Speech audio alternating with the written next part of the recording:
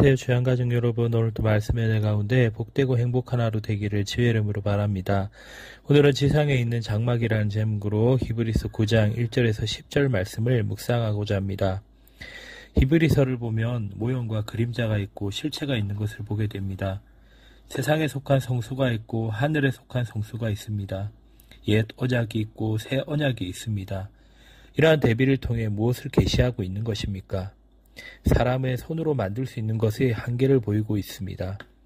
동시에 사람의 손에 의지하지 아니하는 하늘 성소를 말하고 있는 것입니다. 하늘 성소는 사람이 섬길 수가 없고 십자가에서 죽으시고 살아나신 예수 그리스도만이 하늘 성소에 섬긴다는 말씀을 하고 있습니다. 왜 인간의 손에서는 하나님의 뜻을 성취하지 못하는지를, 그 죄악의 깊이가 어느 정도인지를 옛 언약 하에서 다 노출시키고 있는 것입니다.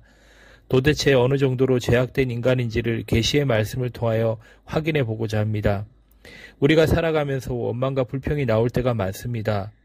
원망하고 불평하고 있는 사람에게 물어보면 자기의 원망이 항상 정당하다고 합니다. 자기는 옳은데 상대방이 잘못해서 그렇다고 합니다. 또는 환경이 좋지 않아서 그렇다라고 원망을 합니다. 이러한 원망의 대상은 한도 끝도 없습니다. 인간은 자신의 죄와 부당한 분노에 대해 경고를 받는다고 해서 고쳐지는 것이 아님을 보게 됩니다. 가인의 최초 살인에서도 잘 알 수 있는 부분입니다. 잘못한 것을 잘못하였다고 하면 오히려 달려들며 대적하는 모습을 보게 되는 것입니다.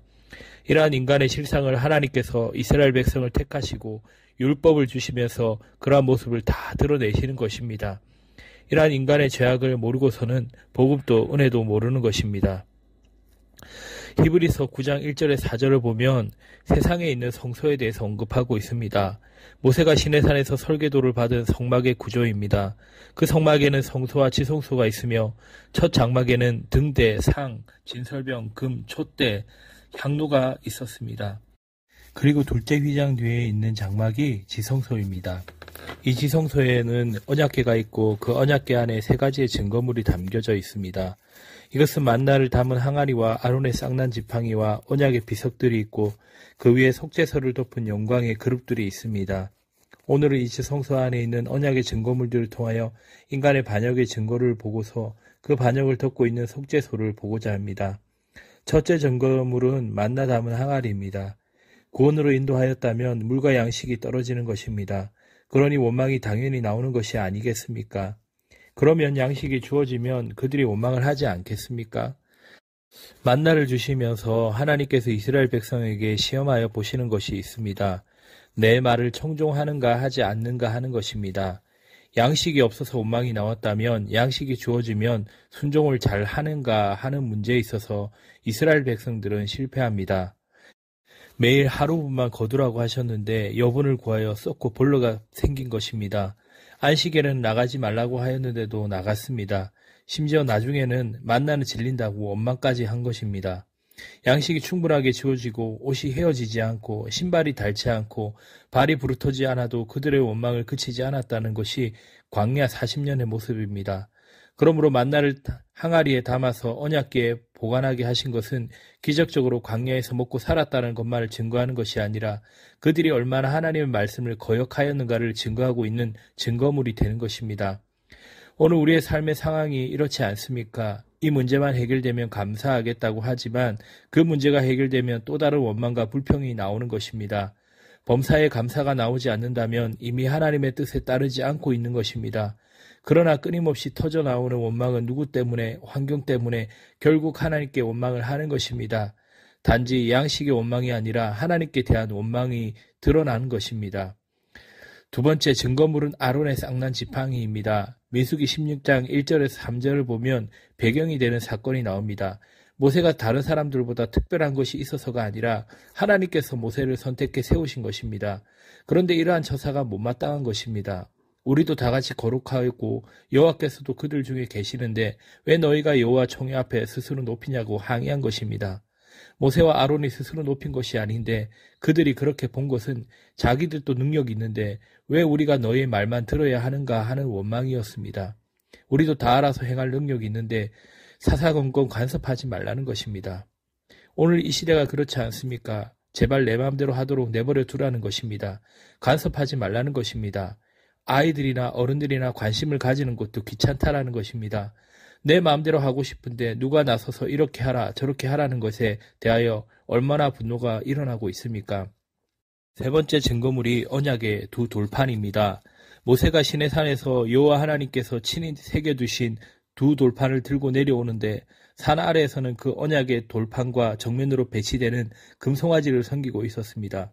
그래서 그 돌판을 깨뜨리고 두 번째 돌판을 다듬어 가서 다시 새겨진 돌판이 언약궤에 담겨진 것입니다. 만약 그 돌판이 깨뜨려지지 않았다면 이스라엘 백성들이 전부 깨뜨려져야 하는 것입니다. 너는 나 외에 다른 신을 두지 말라는 첫째 계명과 우상을 만들지 말라는 둘째 계명을 그대로 거역하는 현장이 금송아지를 섬기는 현장인 것입니다. 이러한 반역을 그대로 담고 있는 것이 두 번째 돌판인 것입니다. 그러므로 언약궤 안에 담겨진 만나 항아리, 아론의 쌍난 지팡이, 언약의 두 돌판이 모두 하나님을 거역하고 원망하고 불평한 증거들입니다. 이 세 가지는 어느 말씀 하나 제대로 순종하지 없다는 것을 다 말하고 있는 증거물들입니다. 이러한 불순종과 거역에 대해 하나님은 진노를 내리셔야 마땅한 것입니다. 그러나 이러한 진노를 무마시킬 수 있는 장치가 역시 언약궤 안에 있는 것입니다. 바로 그 위에 속죄소가 있는 것입니다. 속죄소는 언약궤를 덮는 뚜껑인데 그 뚜껑에 연결된 그룹이 있습니다. 그룹이란 천사의 형상인데 두 천사가 날개를 펴서 언약궤 뚜껑을 덮고 있는 모양입니다.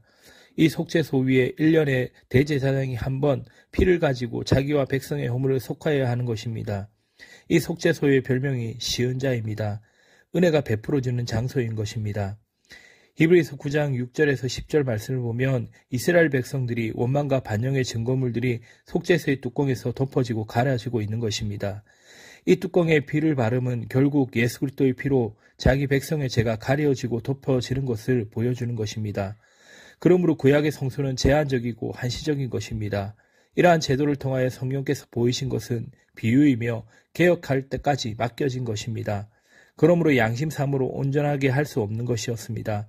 그러므로 예수 그리스도의 피로만 우리의 양심으로 온전케 하나님을 섬길 수 있는 것은 온전히 예수 그리스도의 피를 덮어 쓰는 것입니다.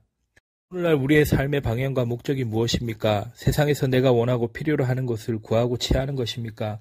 그렇다면 우리는 언제나 원망과 불평들이 터져나올 것입니다.